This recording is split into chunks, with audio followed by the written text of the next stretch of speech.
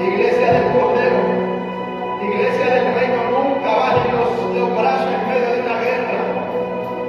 Nunca bajen los brazos en medio de una tormenta. Nunca bajen los brazos en medio de un desierto. Nunca bajen los brazos en medio de un proceso. Porque vive Jehová cuya presencia estoy. Que Dios me ha dicho que te diga, mientras Él tiene las manos levantadas, en señal de adoración, yo estoy peleando por ti.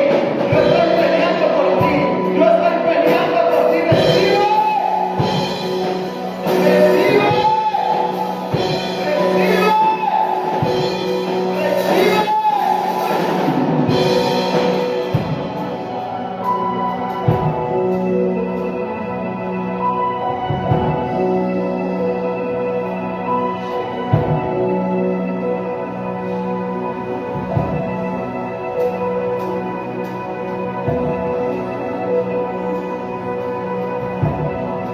Recibe. Recibe. Recibe.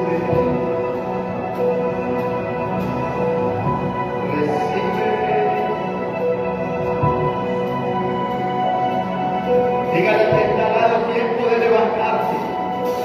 Vamos, toca a dos o tres y dile tiempo de levantarte. Tiempo de levantarte. Vamos, este es para los que creen. Este es para los que creen. Vamos, toca a dos o tres y dile tiempo de levantarte. Vamos, toca a dos o tres y dile tiempo de que te levantes. Tiempo de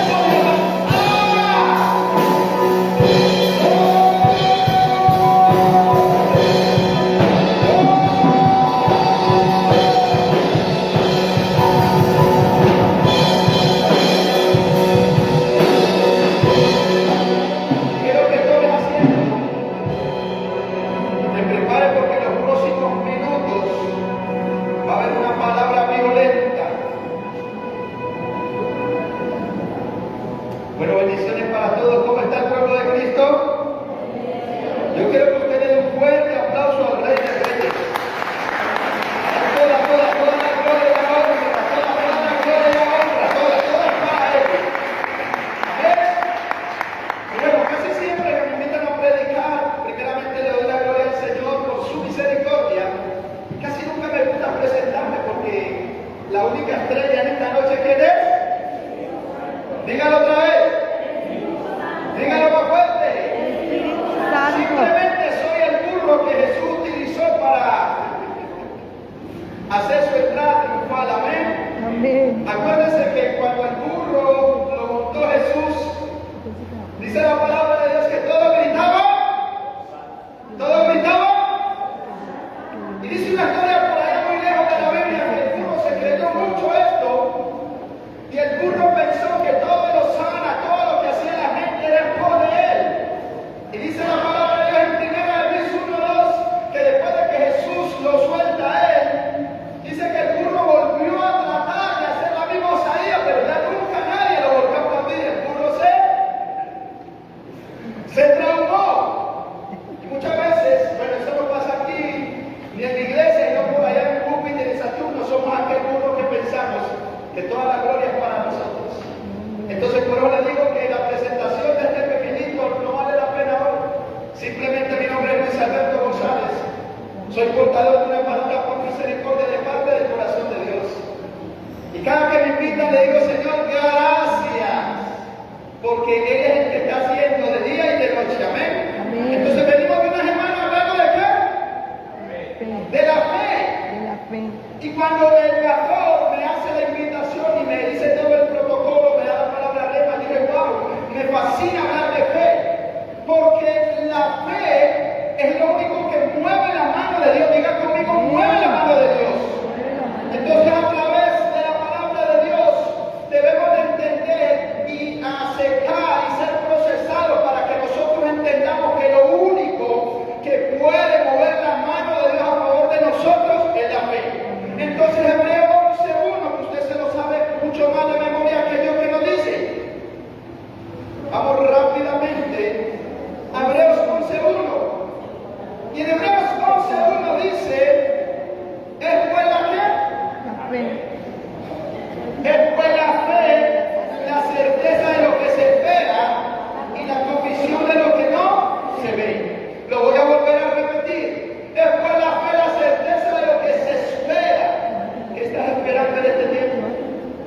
¿Qué estás esperando en esta noche? ¿Qué vienes años atrás esperando que de pronto no se ha hecho realidad? Entonces dice la palabra de Dios, espera fe, la certeza de lo que se espera y la convicción de lo que no se ve. Siempre la bendita palabra de Dios ha venido trabajando en nuestra mente, en nuestro corazón, cuando dicen amén. Jesús, me llama la atención cuando llega a este plano terrenal, dice la palabra de Dios que Jesús vino a traernos un gobierno, diga conmigo gobierno, intangible. Nosotros venimos de un gobierno tangible, de un sistema pecaminoso, de un sistema diabólico, pero Jesús viene a poner una plataforma, diga conmigo plataforma, una plataforma donde por medio de la revelación del Espíritu Santo, el reino de los cielos, se viene a establecer en donde, diga conmigo en mi vida. Entonces Jesús, ¿qué hace? Jesús fue un hombre y es alguien que es muy estratega, diga conmigo estratega. Entonces lo primero que Jesús vino fue a establecer un gobierno, pero para establecer un gobierno Jesús tiene que trabajar primero en el corazón de ¿quién? De nosotros. Y cuando hablamos del corazón de nosotros debemos de hablar de que la palabra de Dios me dice que de toda cosa apartada guarda nuestro corazón porque de él mana la vida. Entonces Jesús viene a trabajar en el corazón de los seres humanos. Cuando me siguen, entonces me llama la atención, pastor, que lo primero que Jesús empieza a trabajar en nosotros es el corazón por medio de los milagros. Si usted ve las Sagradas Escrituras, Jesús empieza a hacer milagros. Cuando dicen amén, el primer milagro que Jesús hizo, ¿cuál fue? Convertir el agua. A algunos les fascina este versículo para acolitar su sinvergüenzada cuando me siguen, pero no saben la revelación de esta palabra. Entonces el primer milagro que hace Jesús, ¿cuál fue? Convertir el agua en vino, y de ahí para allá Jesús empieza a hacer milagros. Y siempre me pregunté por qué Jesús empieza el ministerio haciendo milagros. Porque lo primero que Jesús trata de hacer por medio del milagro es captar tu atención y tu corazón. Entonces te puedo decir hoy por medio de la palabra que Jesús lo primero que vino fue a afirmar la fe. Por eso usted ve en las Sagradas Escrituras, cuando Jesús hacía un milagro, lo primero que le decía al paralítico, al enfermo, tu fe te ha sanado o salvado. Él no le interesaba mucho la sanidad, a él le interesaba era afirmar la fe para que la salvación fuera rema. Nosotros necesitamos la salvación. Cada uno de nosotros pasamos circunstancias difíciles, cuando me siguen, pero Jesús aprovecha las circunstancias de la vida para afirmarnos a nosotros en donde, en la roca. Entonces Jesús le decía, tu fe te ha salvado. ¿Por qué? Porque por medio del milagro que Jesús nos hacía a nosotros, lo primero que hacía era captar la atención de nosotros. ¿A quién no le gustan los milagros? Y cada que usted pide un milagro al Señor, cada que usted está orando por un milagro, ayunando por un milagro, y gracias a la misericordia de Dios, ciertas personas esos milagros se le han materializado. ¿Usted cómo termina? Gracias, Señor. Gracias, mi rey. ¿Por qué? Porque cuando hay un milagro hay una afirmación. ¿Cuánto me siguen? Cuando hay un milagro que se materializa, automáticamente Dios afirma nuestra fe. Pero qué difícil cuando estamos orando, cuando estamos ayunando por milagros, pero el milagro todavía no se materializa. Es ahí donde nuestra fe puede ser quebrantada. ¡Aló! Lo estoy perdiendo. No es lo mismo yo levantar la mano y decir, Señor, gracias, porque los milagros, o el milagro que te pedí, se hizo realidad. A yo levantar mi mirada, levantar la mano y decir, mi Señor, ¿qué ha pasado con mi milagro? ¿Qué ha pasado con mis peticiones? Y muchas veces cuando las peticiones del ser humano no se hacen realidad, no es porque Dios no quiera hacer el milagro en tu vida, no es porque de pronto tú estés en pecado y no te merezcas un milagro, es porque Dios te está procesando y te está preparando para lograr. ¡Ah, Dios mío, yo no sé a quién le estoy hablando en esta noche! Entonces Jesús viene a afirmar la fe y le viene a enseñar a la gente que por medio de la fe había salvación. Entonces muchas veces Jesús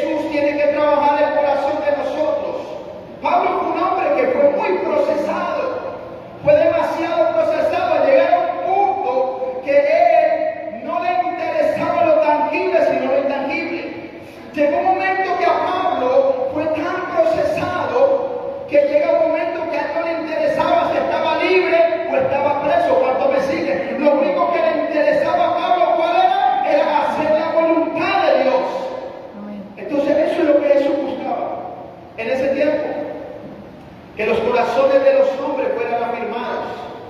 Usted sí sabe que el corazón se define en muchas cosas. Y vuelvo y lo repito, por eso la palabra de Dios nos dice, de toda cosa guardada, guarda tu corazón porque de él mana la vida. Jesús necesita tu corazón en sus manos para que el alfarero coja tu corazón y empiece a hacer un trabajo arduo de procesarnos a todos cuando me siguen. Y el que tu corazón esté en las manos de Jesús, que empiece a ser procesado, es un proceso que duele. ¿Cuántos de nosotros no nos ha dolido los procesos? ¿Cuántos de nosotros decimos, uy Señor, pero qué es lo que está pasando en mi vida? ¿Qué es lo que está pasando en mi vida? Procesos. Pero es necesario los procesos. Siempre le digo a mi iglesia que esta vida es una vida de procesos. Todos los días Dios nos tiene que procesar a todos nosotros. ¿Por qué? Porque Dios necesita, escuche bien, Dios necesita que nuestro corazón de día y de noche esté alineado a Él. ¿Cuánto me sigue? Pero el enemigo va a tratar de persuadir tu corazón. Y ahí es donde viene la palabra de toda cosa guardada. Guarda tu corazón porque de él mana la vida. Satanás le apunta a tu corazón porque él necesita dañar tu corazón para que el propósito no se lleve a cabalidad. ¿Cuánto me sigue? Por eso Jesús lo primero que hace es trabajar en el corazón de las multitudes, trabajar en el corazón de 12 discípulos. 12 discípulos que necesitaban acoplarse a Jesús. Y si tú lees los evangelios, no fue fácil trabajar 12 corazones. Para Jesús no fue fácil trabajar el corazón de Pedro, de Juan, de Lucas, y de ahí para allá cada uno de ellos. ¿Por qué? Porque cada persona es un mundo diferente. O si no, pregúntele al apóstol, pregúntale a tu pastor, si es fácil pastorearte a ti. Si es fácil pastorear a tu consiervo. Si es fácil para pastorear toda una iglesia. El trabajo más duro de un pastor es pastorear. Entonces la gente piensa que el pastoreo es estar aquí todo bonito como un muñequito de torta lanzando un buen bosquejo, una buena palabra. No, ese no es el ministerio. Esto es la espuma de la Coca-Cola. El ministerio realmente se basa en ir y hacer discípulos. El hacer un discípulo, levantar un discípulo, es ahí donde viene el trabajo fuerte de nosotros. Jesús hacía milagros, toda la gloria era para Dios, se llevó los aplausos. Jesús levantaba a los paralíticos, le daba vista a los ciegos, los endemoniados eran libres, poder, la espuma de la Coca-Cola, la gloria es para Dios. Pero tratar con 12 discípulos, ese era el desafío. Para su apóstol no ha sido fácil levantar una iglesia. Para sus pastores no ha sido fácil levantar una iglesia. ¿Por qué? Porque tenemos que trabajar en el corazón del pueblo. Y muchas veces el pueblo no quiere ser trabajado por el pastor. El pueblo no quiere ser tratado. El pueblo lo único que quiere es su propia conveniencia. Ay, Dios mío, yo no sé a quién le estoy hablando en esta noche. El pueblo solo quiere su propia conveniencia. Siempre queremos que Dios nos dé, pero no estamos dispuestos a nada. Queremos honra, pero deshonramos. Queremos que Dios nos ame, pero no queremos amar al prójimo. Quebrantamos principios, deshonramos al pastor. El pastor toma una decisión, hay veces las decisiones de nosotros no son tan buenas, pero muchas veces se levantan los jueces dentro de la iglesia. Dios mío, me estoy embalando. Se acabaron los amenes. Y es ahí donde muchas veces cogemos el ministerio del juez y empezamos a juzgar al hombre de Dios. Lo que no sabemos es que el hombre de Dios es necesario. Ay, Dios mío, escuchen. Si usted es de las personas que cree que el pastor no se equivoca, le traigo noticias, usted está errado. El pastor se tiene que equivocar. El pastor se tiene que equivocar. Porque mis hermanos es un hombre de Dios, es un hombre de oración. Y yo te voy a decir, no todo Dios nos lo revela a nosotros. Hay momentos donde Dios necesita que nos equivoquemos para trabajar en el corazón del pueblo. Hay momentos donde los pastores se necesitan equivocar porque Dios quiere trabajar. ¡Ay, Dios mío! Yo no sé a qué le estoy hablando.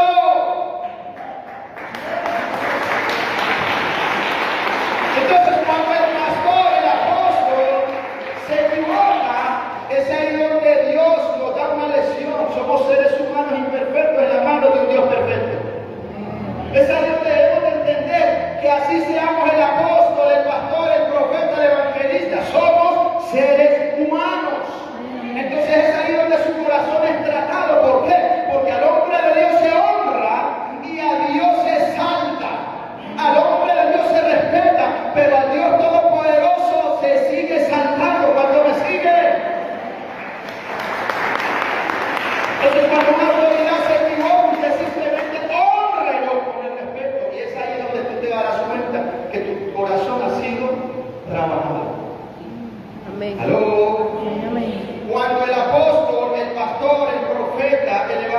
piensa, se equivoca, no lo juzgues.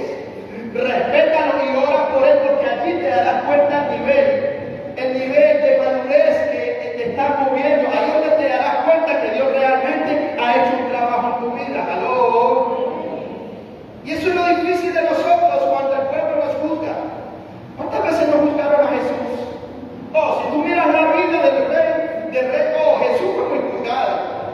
Jesús fue juzgado por los escribas y los fariseos, por el pueblo. Y siempre me he preguntado, cuando Jesús estaba en la cruz, ¿dónde estaban las 5.000 personas que comieron de la mano de Jesús? ¿Dónde estaban los paralíticos? ¿Dónde estaban los ciegos? ¿Dónde estaban los endemoniados? No había nadie. Porque en tu peor temporada siempre te van a dejar solo. En tu peor temporada siempre te van a dejar solo. Y Dios permite eso ¿para qué? Para que entiendas que todos somos seres humanos. Para que entiendas lo que entendió el salmista David cuando dijo: ¿de dónde vendrá mi socorro? Wow. El ungido de Jehová, el hombre que le había caído aceite por medio de la redoma del profeta Samuel, estaba en un callejón sin salida. Miró para el lado derecho, no había nadie. Miró para el lado izquierdo, nadie. Para atrás, no había nadie. Ni siquiera las ovejas de él estaban allí. Y él exclama: ¿de dónde vendrá mi socorro? En pocas palabras, el salmista estaba diciendo: estoy solo. ¿Dónde están los amigos? ¿Dónde está la familia? ¿Dónde está la gente? Y eso básicamente nos pasa a todos los pastores en determinados momentos, cuando estamos en nuestras peores temporadas. No solo tú, cuando estás en tus peores temporadas, te has sentido solo. Nosotros los pastores también nos sentimos solos. La pastora se ha sentido sola en determinado momento. La diferencia de nosotros es que siempre tenemos que venir con una sonrisa a la congregación. Siempre tenemos que venir con una sonrisa aquí. Siempre tenemos que venir a levantarte las manos a ti cuando nosotros las tenemos caídas. Siempre tenemos que venirte aquí a hablarte de fe cuando la fe de nosotros está quebrantada. De eso se trata la fe, de creer en lo que no estoy viendo. Y hay personas que muchas veces su fe se quebranta, pero aún así dejan todo tirado. Entonces eso es lo que el maestro nos estaba enseñando. Jesús fue vituperado. Y Jesús tenía la capacidad, pastor Rigoberto, de decir: no más, se me acabó la fe. No más, no me duro. Me cansé de mi creación, pero ¿qué hizo Jesús? Jesús vino a mostrarnos la esencia de la fe. Que aún en tu peor temporada tú puedes seguir. Que aún en tu peor tormenta tú puedes avanzar. Que aún en tu peor desierto tú puedes decir: Señor, voy a levantar fiesta en medio de mi desierto para aleluya.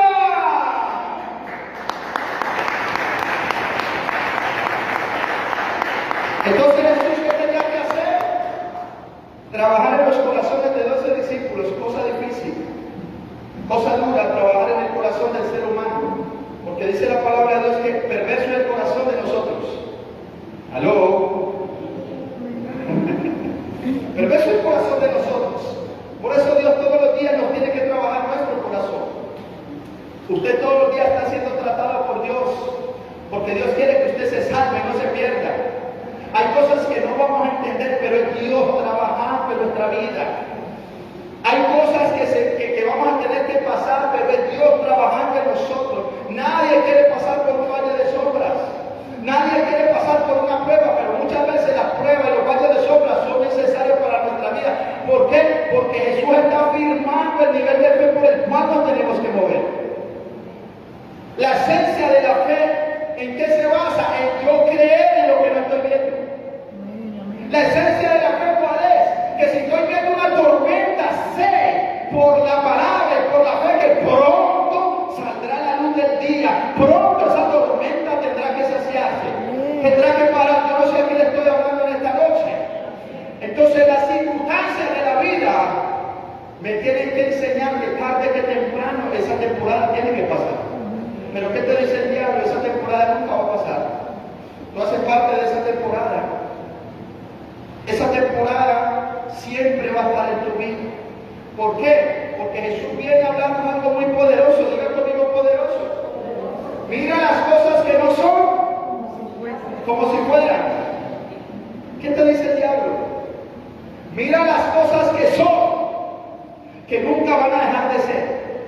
Mira las cosas como son porque nunca van a dejar de ser. Satanás siempre trabaja el corazón del hombre, lo contrario de Dios. Entonces Jesús nos dice, no mire las cosas como si fueran. ¿Aló? Entonces muchas veces nuestra fe es quebrantada a través de las circunstancias de la vida. ¿Cuántos de nosotros hemos sido rotos en los peores momentos de esta vida? ¿Cuántos de nosotros en nuestra fe no ha menguado? Y usted va a decir, bueno, Luis Alberto, sí, hay veces no quiero creer porque vienen circunstancias y me azotan mucho. Yo te voy a decir, bíblicamente Dios tuvo que preparar y procesar 12 discípulos para poderles enseñar que todo se basaba en medio de la fe. ¿Qué pasó aquella noche de tormenta? Dice la palabra de Dios que Jesús le dice a 12 discípulos, diga conmigo 12 discípulos, pasemos al otro lado. Eso lo encontramos. ¿Cuánto me están siguiendo? ¿Cuánto me siguen? ¿Aló? Amén. Marcos 4:35, ¿qué nos dice? Vamos rápidamente a Marcos 4:35. Marcos 4:35. Cuando usted haya llegado, me dice un fuerte amén con violencia. Amén. Y mira lo que dice la palabra de Dios en Marcos. Dice, aquel día cuando llegó la qué. La noche. ¿Cuando llegó qué?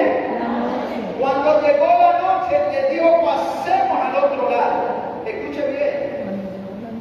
El día tiene ¿cuántas horas? Diga conmigo 24 horas. 4 horas. De las cuales 12 horas pertenecen al día y 12 horas pertenecen A la noche. a la noche. Amén. La Biblia me enseña que todo lo que tiene un principio tiene un Final. fin. ¿Me siguen? Amén. Entonces, hay momentos donde vamos a estar en nuestras 12 horas, donde la luz del día va a estar resplandeciente, donde vamos a mirar los caminos, donde vamos a mirar todo, donde vamos a tener días asoleados y vamos a estar atentos a toda la belleza que Dios nos ha entregado. Pero también tenemos 12 días donde la oscuridad va a estar alrededor de nosotros, donde vamos a sentir que no vemos nada, donde vamos a sentir que las circunstancias de la vida nos están azotando, que las cosas no nos están saliendo como queramos. Esas son las 12 horas de oscuridad. Pero cuando yo entiendo por la palabra que el día tiene 24 horas y que solo en los tiempos difíciles, en la noche, solo hay 12 horas, yo debo de entender que si estoy en la peor temporada de mi vida, tarde que temprano ese proceso tiene que acabar. Tarde que temprano ese proceso tiene que culminar. ¿Aló? Entonces Jesús le dice a los discípulos, aquel día cuando llegó la noche le dijo, pasemos al otro lado. Entonces Jesús nos da una palabra en este tiempo. ¿Qué palabra tienes tú en este tiempo? Que Dios te ha dado, que de pronto las circunstancias de la vida te la han quitado o ha hecho que la olvides. Entonces Jesús le da una promesa a ellos. Diga conmigo promesa. ¿Cuál era la promesa, campeón? Que iban a pasar al otro lado. Entonces mira lo que dice la Biblia. Y despidiendo a la multitud, le tomaron como estaba en la barca, y había también con él otra barca. Pero se levantó una gran tempestad de qué? ¿De qué? De viento, y echaban las olas en la barca de tal manera que ya se anegaba, de tal manera que la barca se hundía. Y él estaba en la popa durmiendo sobre un cabezal. Diga conmigo, estaba descansando. Y le despertaron y le dijeron, maestro, ¿no tienes cuidado que padecemos? Paremos allí. Jesús les da una promesa a ellos. Escuchen, cuando Dios da una palabra a nosotros, siempre va a haber algo que se levante en contra. Tú tienes una palabra de parte de Dios, ¿cuánto me siguen? Yo tengo una palabra de parte de Dios.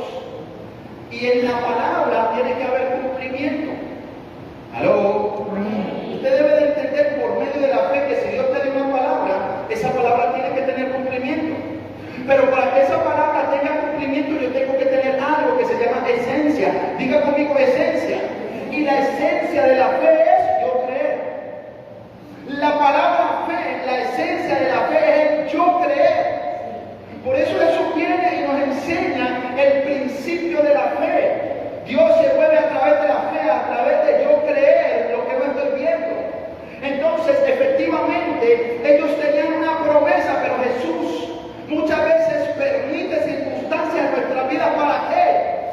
que los procesos nos lleven a niveles proféticos. Escuchen, nosotros nos tenemos que mover en esferas proféticas, en lo espiritual. Acá hay gente que entiende lo que le estoy hablando, porque cuando le hablo de esferas proféticas, le estoy hablando de lo sobrenatural. Nosotros fuimos diseñados para movernos en lo sobrenatural, para entender lo sobrenatural, para manejar lo sobrenatural. ¿Cuánto me siguen? Por eso en Génesis 1:1, pastor nos dice que Él creó los cielos y creó la tierra en un mismo contexto. Cuando hablamos de cielo, estamos hablando de lo espiritual. Cuando hablamos de tierra, estamos hablando de lo tangible, lo que usted puede ver, lo que usted puede palpar, pero me impresiona porque Él en un mismo contexto habla del cielo y de la tierra y hace una conexión. ¿Por qué? Si me doy cuenta que yo vengo del polvo, y el polvo ¿de dónde sale? De la tierra. O sea que yo tengo desde Génesis la capacidad de estar conectado a lo espiritual. ¿Aló? Usted tiene la capacidad de estar conectado a lo espiritual. Por eso es que hay personas que entienden lo espiritual, ven lo espiritual, sienten lo espiritual. Y hay otras personas que de pronto no lo sienten, pero te van a llamar loca o te van a llamar loco. Pero es porque no han entendido o no han traspasado la línea entre lo natural a lo espiritual. Yo califiqué para estar en lo espiritual. Entonces Jesús, ¿qué tiene que hacer? Por medio de las circunstancias, procesarnos a nosotros. ¿Aló? ¿Por qué? Porque Él tiene que trabajar en nuestro corazón. Entonces, ¿qué hace Jesús? Permite una circunstancia para sacar un dictamen de cómo estaban 12 discípulos. ¿Cuánto me sigue? Entonces, aquella noche Jesús les dice, pasemos al otro lado. ¡Wow! Una promesa. Todo el mundo sí. Como cuando a ti te da una promesa un profeta, o un pastor, o tu apóstol, y te dice, pronto esa casa va a llegar, pronto ese carro va a llegar, pronto ese dictamen médico va a desaparecer. Y tú dices, ¡wow! Dios me dijo. ¿A cuántos hemos tenido promesas en este tiempo? Amén. ¿Y cuántos nos hemos emocionado cuando nos llega una promesa, cuando nos llega un profeta de afuera y te dice, así te dice el Señor, mujer, tu príncipe azul ya está pronto a llegar? ¡Wow! Y usted va y se acomoda, se compra la loción de la última época. Y usted está allí presta y te dice, y será un varón de aquí de la iglesia. Y usted empieza a mirar cuál es el más bonito, el más churro. Porque nos fascina cuando Dios nos da promesas. Pero para que una promesa se haga efectiva, tiene que pasar un proceso de prueba. ¿Aló? Y esa yo te la empiezo a aprender. Yo tengo una promesa, pero para que esa promesa se materialice, yo tengo que ser primero procesado. Y tengo que ser primero también probado. ¿Por qué necesita Dios que nosotros seamos probados? Porque es allí donde se va a dar cuenta que pase lo que pase, yo tengo que creer en lo que Dios me dijo. Levántese lo que levante, yo tengo que creer que vive Jehová en cuya presencia estoy, que si Él me lo dijo, Él lo cumplirá. ¡Aleluya! Y ahí estaban 12 discípulos con un pasemos al otro lado. Ellos estaban emocionados. Vamos a pasar al otro lado. Va a ser una travesía esta noche. Entonces Jesús, ¿qué hace? Abandona la barca y se va para la popa a descansar. Y siempre me ha llamado la atención porque Jesús se va a dormir. Porque Jesús sabía y tenía claro quién estaba con Él. ¿Usted tiene claro quién está con usted en su peor noche? Él tenía claro que Dios, el Espíritu Santo, estaba con Él, pasara lo que pasara, pero los discípulos no lo tenían claro. Entonces aquella noche dice la palabra de Dios que se levanta la tormenta y me llama la atención, pastor, no la tormenta.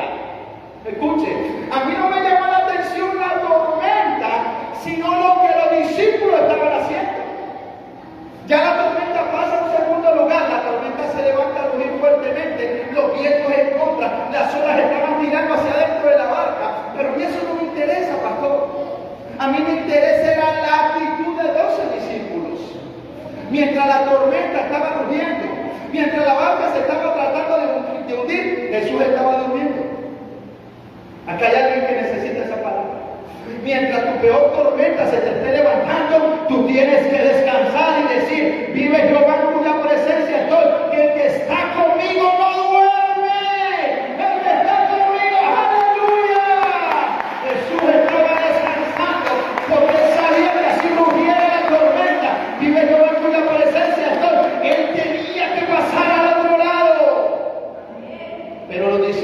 estaban exponiendo su corazón.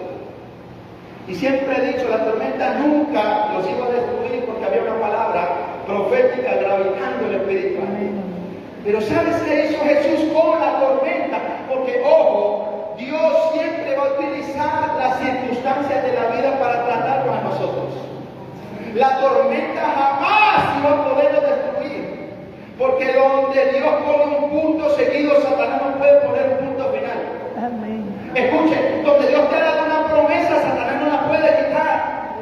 Donde Dios te dice, te voy a llevar para adelante, te voy a llevar para las naciones, te voy a levantar como mujer de fuego, te voy a levantar como hombre de naciones, Satanás jamás podrá tocar esa palabra.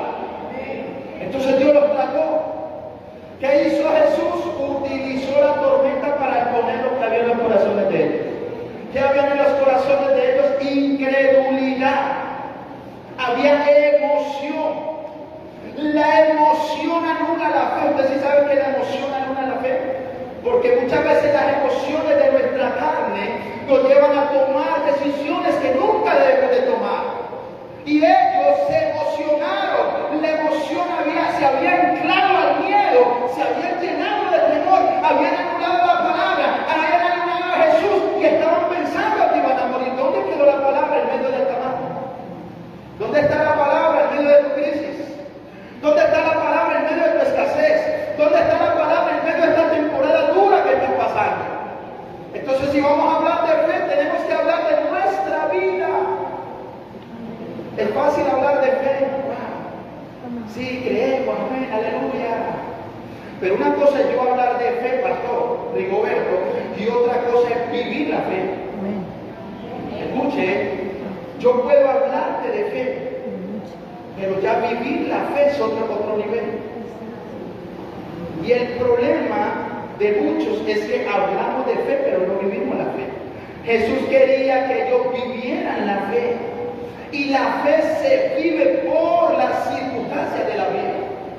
Estamos en este mundo, pero no pertenecemos a este mundo. Amén. Este mundo es de procesos. El que no haya vivido procesos o no esté levantando o no esté en proceso, levánteme la mano y fírmeme la Biblia. Porque todos estamos en procesos.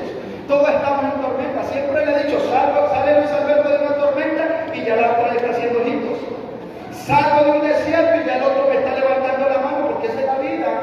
Si usted escanea su vida en este momento y se pone a mirar toda su vida, usted va a ver que ha estado más en proceso en el desierto que en victorias.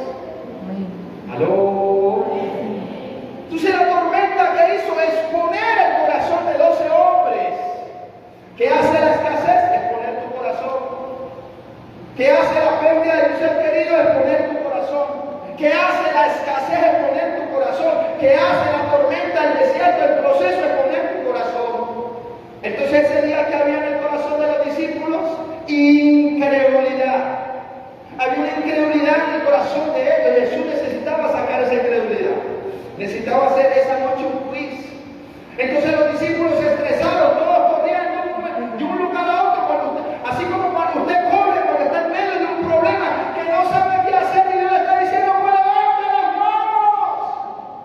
En lugar de estarte quejando, de estar llorando, de estar corriendo, levanta las manos. Y qué difícil es levantar las manos cuando estamos en ese punto crítico. Qué difícil es recordar las promesas de Dios cuando estamos en ese peor momento, donde las circunstancias siempre nos van a quebrantar la fe. Entonces queremos ser hombres y mujeres inquebrantables, y decimos, somos inquebrantables, pero de ahí a que lo vivas hay un trecho muy largo.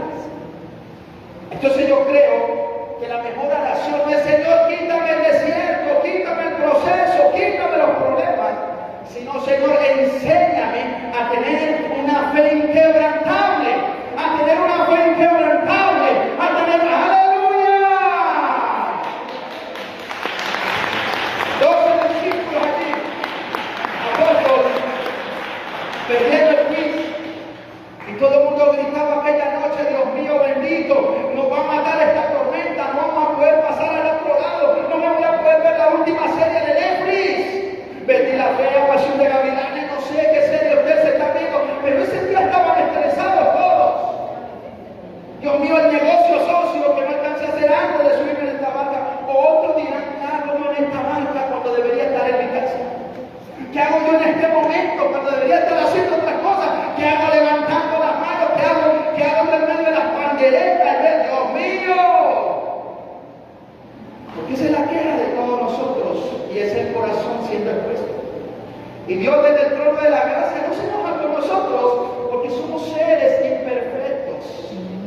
Que todos los días nos vamos a equivocar. Quizás Dios desde el trono de la gracia nos mira con una sonrisa y dice, si este supiera todo lo que voy a hacer en él, no se estaría quejando, no se estaría quejando.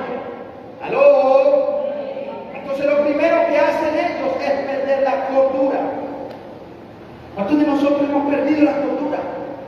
En esos puntos críticos. Nos desesperamos. Y cuando el ser humano pierde la cordura y se desespera, automáticamente Satanás aprovecha esa pequeña parte de tu vida para mostrarte una puerta que nunca debió estar. La salida fácil de tu problema. La salida fácil de tu momento difícil. ¿Por qué? Porque el enemigo siempre va a tratar de que las cosas tuyas sean fáciles para que no aprendamos. ¿Qué le dijo Satanás en el desierto a Jesús? ¡Wow! Lo escanea. Y cuando Jesús está en el desierto, después de haber ayunado 40 días y 40 noches, dice la palabra de Dios que le dio ¿qué? Hambre. Entonces Satanás nunca lo atacó. Le levantó una mentira, trató de engañar a Jesús. Usted no ve a Satanás atacando a Jesús, porque Satanás sabía que si atacaba a Jesús iba a perder. El solo hecho de pensar en atacar al Hijo de Dios ya estaba perdido. Entonces Satanás es muy estratégico. Satanás lo escanea y dice, ok, no puedo atacar al ungido de Jehová, pero puedo atacar a carne. ¿Aló? Entonces él escanea a Jesús y automáticamente sabe que el ser humano tiene muchas necesidades. Dice, tú tienes una necesidad. ¿Qué tal si con el poder que tiene, porque así habla Satanás? Satanás siempre se va a aprovechar de tus debilidades. Por eso nuestras debilidades tenemos que fortalecerlas en el espíritu para no darle cabida al enemigo. Entonces le dice Satanás, le dice a Jesús, Jesús, tú tienes una debilidad, tú tienes hambre, ¿qué tal si te haces eso? Mira la mentira de Satanás. Lo que Satanás le estaba diciendo a Jesús era algo malo. Le estaba diciendo, primero, estaba reconociendo su poder. Tú tienes el poder para convertir las piedras en qué. Segundo, le está diciendo, tú lo puedes hacer, tienes la capacidad, hazlo. Le estaba tentando. En pocas palabras, viene el episodio nuevamente de Génesis. Serás como Dios. ¿Recuerdan esa palabra? Porque así se mueve el diablo. El diablo usa tu capacidad. Tú usas tus dones, tus talentos. Él sabe hasta dónde puedes llegar. Pero lo que siempre va a buscar Satanás es que tú te muevas con base a tu propia voluntad. ¿Qué le estaba diciendo a Jesús? Jesús, tú eres Jesús. Tienes el poder, tienes la autoridad. Convierte la piedra en pan. Jesús le puede decir, bueno, sí, tengo el poder. Satanás nunca dijo, yo te la convierto. ¿Aló? Él le dijo, tú conviértela. Ahora, ¿por qué Jesús no accede a esa palabra? Porque hay palabras que no vienen de Dios así parezcan muy bonitas. ¿Aló? Jesús sabía que si él hubiese convertido las piedras en pan, hubiera dejado al Espíritu Santo por fuera de la dirección de Dios. Escucha. ¿Aló? ¿Quién era el que estaba direccionando a Jesús? ¿Quién es el que direcciona a la iglesia? ¿Quién es el que lo está direccionando a usted? Entonces, si Jesús hubiera aceptado lo que Satanás le estaba diciendo, automáticamente Jesús iba a anular al Espíritu Santo, que era lo que Satanás quería. Que Jesús anulara en el desierto al Espíritu Santo. Satanás va a querer que tú anules a Jesús en tu desierto, que anule al Espíritu Santo en tu proceso, y el convertirse en tu asesor. Haz esto, muévete aquí, haz lo otro. ¿Cuánto me siguen? Entonces, ¿qué dice Jesús? Espera un momentico. Lo que me está diciendo él es coherente, pero el Espíritu Santo no me lo ha dicho. Eso se llama sujeción. ¿Aló? ¿Y la sujeción es de Dios? Cuando usted se sujeta a su apóstol, a sus pastores, eso se llama sujeción. ¿Y la sujeción qué trae? ¿Aló? La sujeción que trae bendición. Pero cuando yo me sujeto al apóstol, ¿qué está pasando en lo espiritual? Yo estoy creyendo en algo que no estoy viendo. ¿Por qué? Porque la sujeción no se ve. ¿Quién me garantiza que en la sujeción hay victoria? ¿Quién me garantiza que en la sujeción hay bendición? ¿Quién me lo garantiza? La fe. Wow. ¿Quién me garantiza que si no me sujeto al apóstol voy a ser bendecido? La fe. Porque usted está creyendo lo que no está viendo. Usted está creyendo en la palabra. Entonces Jesús dijo, un momentico. Esta palabra y esta voz no vino de mi Espíritu Santo, por ende no lo puedo aceptar. Entonces, ¿qué le dice Jesús al diablo? Escrito. ¿Jesús creía en la palabra? ¿Aló? ¿Jesús creía en la palabra? Efectivamente, Él era la palabra, Él es la palabra. Entonces dice, escrito está, no solo de pan vivirá el hombre, sino de toda palabra. Ay, Dios mío. Usted debe de entender que van a haber circunstancias que lo van a tratar de llevar a tomar decisiones que no van acordes a la voluntad de Dios. Y cuando yo me muevo acorde a la voluntad de Dios, yo me estoy moviendo en esferas de fe. Los discípulos estaban estresados. ¿Qué tal si me regalan un piano? Él hizo el pianista, el campeón. Entonces, ¿qué es lo que quiere Jesús? Que nos movamos en esferas de fe. ¿Aló? La palabra viene por el oír. ¿Cuánto me sigue? El oír. ¿Por dónde entra la palabra? Por el oído. Entonces yo tengo que estar atento a la palabra. Yo tengo que estar atento a lo que el Espíritu Santo me está hablando. Esa noche 12 discípulos estaban estresados. Entonces alguien por allá, la Biblia no lo describe, se acordó, diga conmigo, se acordó de que Jesús estaba en la copa. Siempre en tu peor momento, nunca olvides que Jesús está en tu vida. En tu peor momento, nunca olvides que Jesús está allí. En tu peor momento, nunca dejes de creer que Dios tiene el control de todo. Y alguien se acordó de Jesús. El maestro está en la popa. ¿Y qué hicieron todos los discípulos? Correr a la popa. Y me llama la atención cómo ellos llegan a la popa y le dicen, Señor, Dios te bendiga, gloria a Dios, aleluya, Señor. Señor, tenemos un problema, pero hemos creído por medio de la fe de que tú tienes todo el control y que no va a pasar nada. Esta tormenta no va a ser para pérdida. ¿Aló? ¿En serio crees que eso dijeron los discípulos? Llegan a la popa y le dicen, ¡no es que padecemos! ¿Cuántos hemos estado en ese punto donde hasta te enojas con Dios? Donde te quejas con el Señor. Señor, ¿dónde estabas cuando mi empresa quebró? Cuando mi matrimonio se fue a pique, cuando mis finanzas se desaparecieron. ¿Dónde estabas tú si me la paso en la iglesia orando, ayunando? ¿Dónde estabas tú? ¿Aló? Porque la queja es algo de la carne. Por naturaleza nos fascina quejarnos. ¿Sabe por qué la queja entra en nuestra vida? Por la incredulidad de nosotros, porque no hemos podido entender la palabra fe. La fe es lo que nos sostiene a nosotros. ¿Aló? Amén. Entonces ellos estaban quejándose y le reclaman a Jesús, Señor, ¿cómo vas a estar durmiendo en medio de esta tormenta? Escúchame lo que te voy a ministrar. Las peores tormentas, los peores desiertos, los peores procesos son la plataforma perfecta para que Dios haga un milagro. Amén. Los peores momentos de nuestras vidas son la plataforma perfecta para que Dios se glorifique. Entonces ellos le dicen, no es que padecemos. Y ahí es donde Jesús se da cuenta que ellos tenían una fe inquebrantable. Entonces Jesús dice, wow. Y es que se vinieron muy gallitos finos. Y es que están como muy ásperos. Se levanta Jesús, le dicen, permiso muchachos, se va, se para al frente de la tormenta. Me fascina esta parte, iglesia. Me fascina este momento épico. Este es un momento épico, Rigoberto, donde él se para al frente de la tormenta y le dice, tormenta, enmudece. Vientos de calles. Y es ahí donde yo, por medio de la palabra, veo la palabra fe inquebrantable. Jesús no tartamudeó ante la tormenta.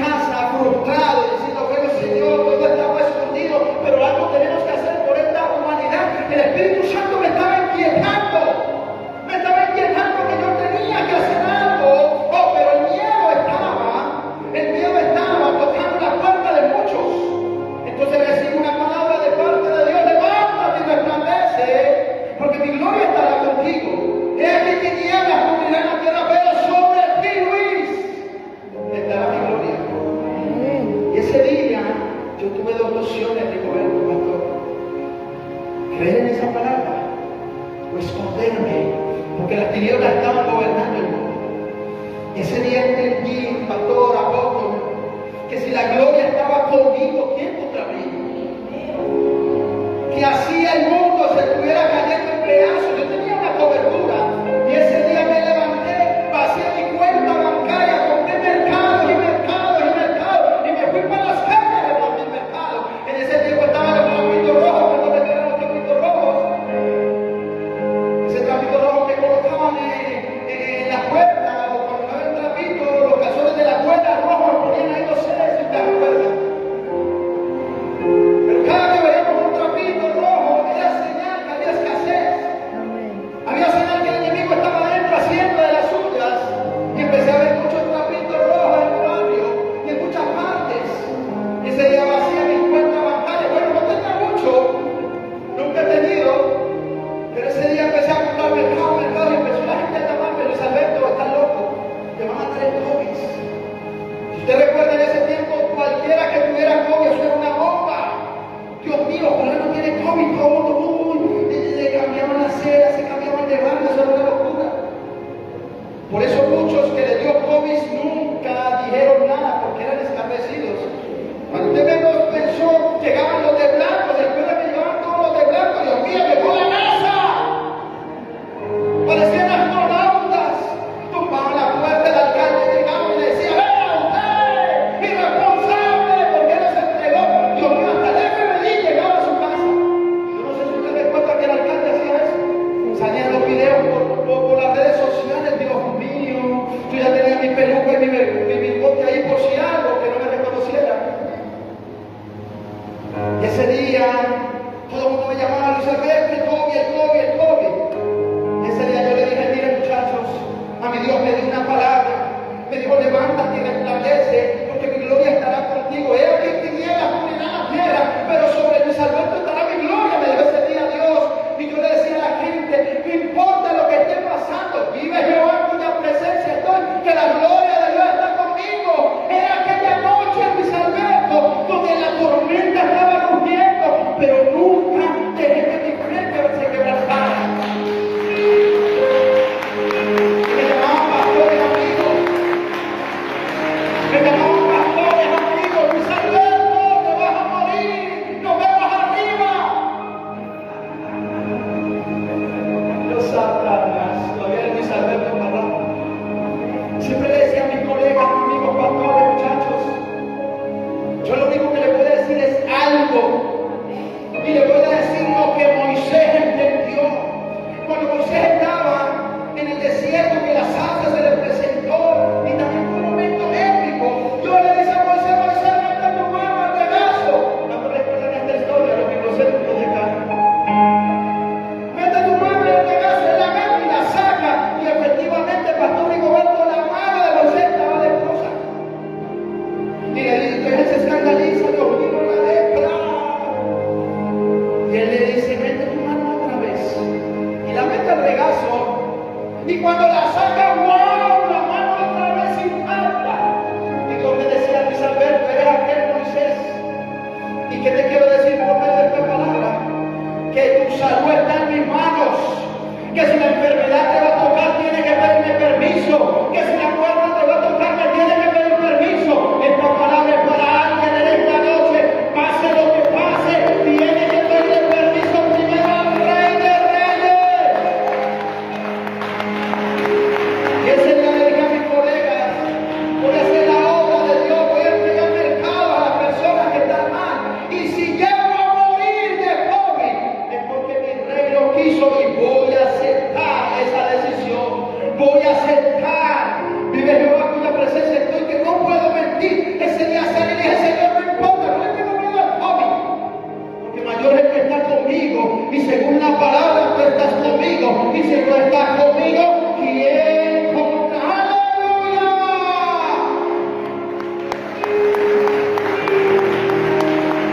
Y esa noche Jesús se paró allí, pastor, y le dijo: tormenta, tú me conoces y tú sabes que yo te creé. Por ende, tú estás siendo manipulada por el diablo, pero todo lo que es manipulado tiene que caer, tormenta te calla, viento enmudeces. Efectivamente, la presencia demoníaca tuvo que retroceder. Fue aquella noche donde los discípulos se quedaron así como usted está, con la boca abierta. Ese día fue la noche donde los discípulos dieron 3 pasos atrás. ¿Y saben qué me impresiona? Que aún viendo las señales, seguían creyendo. No, así no dice la escritura. ¿Sabes qué me impresiona? Que hay gente, apóstol, que aún viendo señales no cree. Aún viendo milagros les cuesta creer en Dios. Aún viendo los paralíticos levantarse, los ciegos ver, ramos sacan al azúcar, aún así no creemos.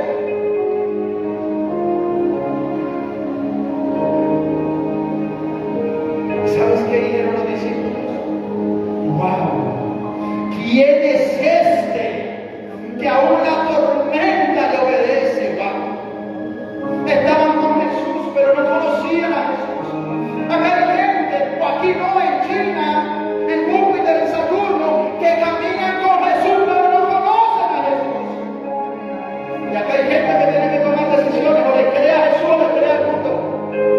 O le está creyendo 100% a Jesús o no le cree, porque creer a Jesús es a medias. ¿Quién es este que aún la tormenta le obedece? Y es ahí donde yo me doy cuenta que la fe de los discípulos estaba en el piso. Muy bonito la multiplicación de los panes y los peces. Muy bonito toda la campaña evangelística que hicieron, que le dieron de comer a todos. Pero esa noche no pasaron el juicio. Porque quizás acá hay gente que está viviendo la peor noche de su vida y Dios los está evaluando. Acá hay gente que está siendo procesada, que aún no entiende su proceso, pero hoy yo vengo a decirle de parte de Dios, está siendo avalado por Dios, porque Dios está evaluando el nivel de fe por el cual te tienes que mover en este momento. Por eso Isaías 61 que dice, levántate, me impresiona siempre esta palabra. Porque Isaías no dice, tu iglesia que está de pie resplandece más. Porque el profeta no dice iglesia apostólica y profética, Rambo saca la basura, sigue profetizando. Porque Isaías empieza diciendo levántate. Que somos la mayoría, no todos. El cuerpo de Cristo está en el piso. Porque la incredulidad tocó la puerta de nosotros. Porque el miedo tocó a la puerta de nosotros. Porque siempre somos personas que en lugar de retener lo bueno, retenemos lo malo. Y esa noche Jesús se volvió y le dijo, hombre de poca fe, ¿en serio? ¿En serio? Esa noche Jesús le dijo, ¿en serio? Acabamos de hacer una campaña evangelística donde solo habían ¿cuántos peces? ¿Cuántos panes? ¿Cuánta gente comió? Más de 5.000 personas, sin incluir los niños y las mujeres. Y ustedes vienen aquí y se asombran por una tormenta y olvidaron la palabra, olvidaron el momento donde les dije vamos a pasar al otro lado. Es que no te estaba hablando un ser humano común, no te estaba hablando de la señora chismosa de la esquina que la bendecimos, no te estaba hablando del agonero, no te estaba hablando del brujo, el ateo, te estaba hablando del alfa y el omega, el principio y el fin. ¿Acaso habrá algo imposible para Dios? Te estaba hablando del Creador, el que sopló aliento de vida en Génesis, porque nos cuesta leer la palabra. Queremos ver milagros, Jesús permite que vean los milagros. Queremos ver señales, Jesús permite que veamos señales, pero cuando llega el punto de la esencia de la fe nos quedamos.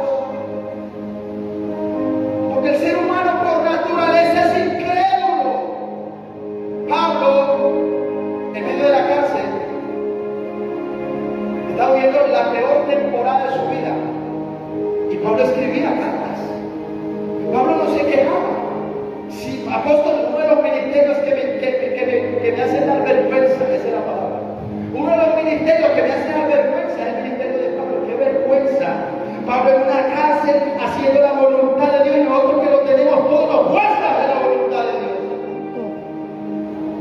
Me vuelven a invitar a predicar. Pablo me hace dar vergüenza. Porque Pablo, mientras estaba en la cárcel, escribía lo que el Espíritu le decía. Y Pablo sabía que horas después su cabeza rodaría en la arena. Y esa pregunta se lo hice la semana pasada en nuestra iglesia. ¿Qué pasaría si tú supieras la fecha, el día, la hora de tu muerte? No podrías dormir. ¿Qué pasaría? ¿Qué pasaría si se te revelara el día, la hora? ¿Y cómo vas a morir? ¿Cómo estaríamos nosotros? Pablo sabía que su cabeza iba a rodar, ya no había vuelta atrás, había un decreto de muerte. Y Pablo sabía que era necesario que su cabeza rodara, porque Dios no iba a meter su mano, porque era para testimonio, y ahí para allá por generación de generación de generaciones. Pablo pudo haber ayunado 42 días y ganarle a Jesús en la cárcel. Decir, Señor, yo sí quiero que pase de mí esta copa. Yo sí quiero que esta vez se haga mi voluntad por primera vez. Pero Pablo simplemente en la cárcel decía, la muerte para mí es ganancia. La muerte para mí es ganancia. Pablo se le rió en la cara a la muerte. Pablo se le reía a Satanás. Pablo se le reía a las circunstancias de la vida. Ese es el ministerio que Cristo necesita.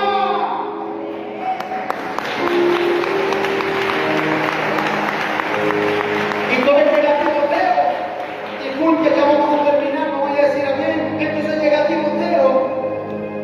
Y llega corriendo a Timoteo a visitarlo. Y llega Timoteo y le dice, oye Pablo, ¿cómo va mi hijo? Timoteo ha sacado, ¿cómo está la Pablito? ¿Cómo está la Pablo? ¿Cómo está la Pablo? ¿Será que está estresado en la cárcel? Dios mío, bendito, él está estresado, de esta vuelta no lo saca nadie. Y se va. Ay, Dios mío, Pablo. Se me olvidó la visita de hoy. Se va a visitar Timoteo a Pablo. ¿Qué palabra le escribió a este hombre para levantarlo? ¿Qué palabra? ¿Cómo lo motiva a este hombre?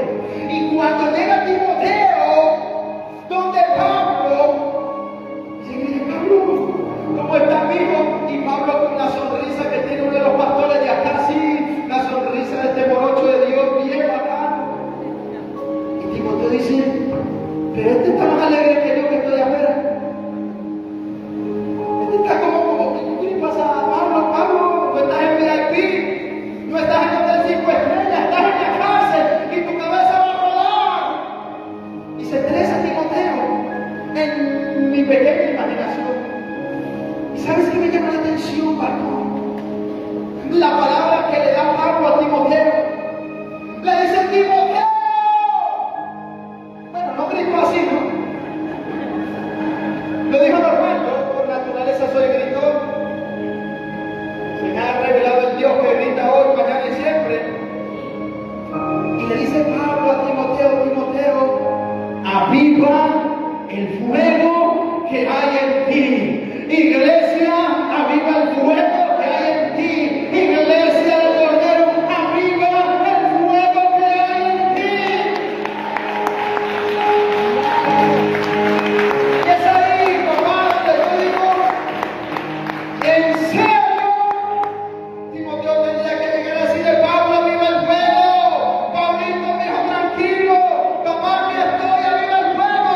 Pero un hombre en la cárcel, levantando al que estaba libre, y el que estaba libre tratando de aceptar el consejo. ¡Ay, Dios mío! Esa es la iglesia. Esa es la iglesia. Nosotros los pastores con 3 cocodrilos acá atrás y diciéndole, hermana, crea que no le va a pasar nada. Y uno así copiando. Ese era Pablo. Hermanita, ¿cómo así que se tronchó el dedo chiquito y se va a morir? Y yo con 3 cocodrilos. Esa es la iglesia.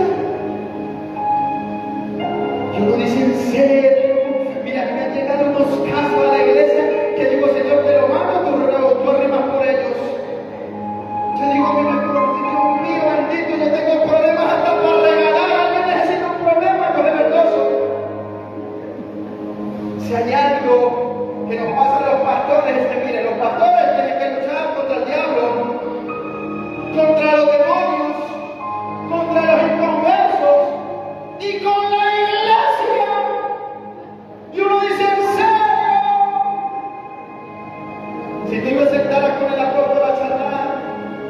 gustaría a que él te contara toda la travesía que ha pasado desde que empezó el ministerio. Tú dices que estoy en pañales. ¿Cuántas calumnias? ¿Cuántos vituperios? ¿Cuántos señalamientos? ¿Cuántas pérdidas el hombre ha tenido? Y allá está, escuchando un loco que hablar, allá sentadito atrás, diciendo, habla Jehová, dale el carro. Me imagino un poco la voz de eso allá. Habla Jehová. Y yo alborotando acá la vispero porque sé que en media hora me voy a ir gozoso y aquí se van a quedar en problemas, confrontados. ¿Quién es este que a una tormenta le obedece? ¿Quién es este? Y es ahí donde el dictamen médico da negativo. La tormenta sirvió para poner el corazón de los hombres. Tu tormenta, tu proceso y tu desierto está poniendo tu corazón. Pablo dijo en su peor noche: sé vivir en la escasez como sé vivir en la abundancia. Necesitamos ser ese Pablo y enseñarle al diablo que aún las circunstancias de la vida se nos levante como se nos levante, mi adoración jamás dependerá del sistema, mi adoración jamás dependerá de la escasez, mi adoración jamás dependerá de los problemas, porque vive Jehová en cuya presencia estoy, que sé vivir en la escasez como sé vivir en la abundancia. ¡Aleluya! ¡Ponte sobre tus pies! ¡Ponte sobre tus pies! En eso conoceremos la fe. La esencia de la fe es creer en lo que no ves. Y pienso que hay gente que tiene que desafiarte en esta noche. Tú te tienes que desafiar en esta noche a creer en lo que no ves. Siempre la palabra de Dios nos va a levantar. Siempre en los peores momentos habrá una palabra de parte de Dios. Pero cuando tú llegues a un nivel de fe, escúchame bien y te quiero ministrar esto en los últimos minutos. Van a llegar momentos que tú vas a alcanzar un nivel de fe profético muy alto. ¿Cuántos dicen amén? Va a llegar un momento que tú te vas a mover en niveles proféticos, niveles de fe. Recuerda esta palabra: cuando llegues a ese punto donde tu fe va a ser inquebrantable, que así pase lo que pase, tu fe va a estar intacta. Recuerda algo: Dios al que da, le exige más. Al que más le da, más le demanda. Cuando tú llegas a ese punto de fe, donde nada te va a tumbar, recuerda que Dios te va a demandar más. Y Dios te va a decir: has llegado al punto donde quiero que llegues, a creer en lo que no ves. Ahora yo te voy a dar una demanda, porque la palabra de Dios dice que la fe sin obras es muerta. Entonces vamos a empezar a ser desafiados. Dios te va a empezar a revelar proyectos, te va a empezar a revelar cosas que tienes que hacer para el reino. Y es ahí donde nos vamos a levantar como iglesia, a hacer cosas grandes, a hacer cosas mayores que Cristo hizo, porque Cristo dijo que nos ha dado autoridad. Y Él dice en su palabra: aún cosas mayores harán en mi nombre. Aún cosas mayores. Entonces te voy a decir como profeta del reino que vienen tiempos donde Dios te va a desafiar, te va a desafiar, te va a desafiar. Y tú tienes que decir: vive Jehová en cuya presencia estoy. Que si el que me creó es Él, si me está hablando, pues yo voy a creer y voy a avanzar. Levanta las manos. Padre, gracias por tu iglesia. Gracias, Espíritu Santo de Dios, por cada uno de ellos, Dios. Oro en esta noche, Dios. En esta noche de Kairos. Padre, gracias por esta semana de fe. Gracias porque a través de tu palabra, Señor, tenemos que ser desafiados, Dios. Padre, oro en esta noche, Dios, por aquellas personas que están pasando momentos difíciles, Señor. Oro por aquellas personas que de pronto están naufragando en alta mar, Señor. Aquellas personas que no se le están dando las cosas, Dios. Yo te pido en esta noche que metas tu mano, Dios, que así como 12 discípulos no calificaron para el nivel de fe que tú necesitabas que se movieran, aún así en medio de la incredulidad de los discípulos, tú te levantaste y reprendiste la tormenta y obedeciste los vientos. Oro por aquellas personas que hoy su fe ha menguado, Dios. Aún su fe habiendo menguado, oro